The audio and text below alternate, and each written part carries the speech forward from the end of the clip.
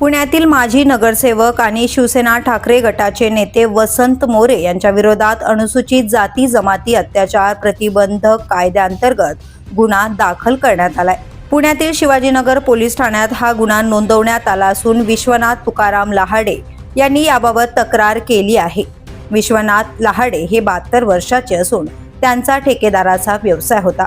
25 February रोजी पुणे महानगरपालिकेत वसंत मोरे यांनी घेतलेल्या पत्रकार परिषदेत लहाडे यांचा उल्लेख करत आक्षेपार्ह आणि बदनामीकारक वक्तव्य केल्याचा आरोप करण्यात आला आहे।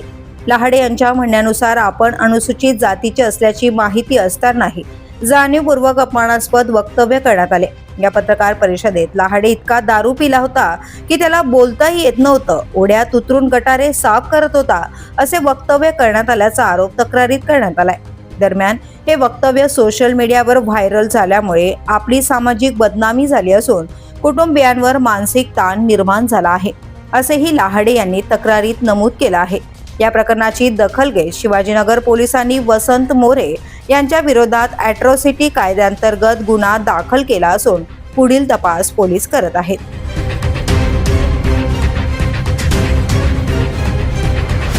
The police news bureau, Pune.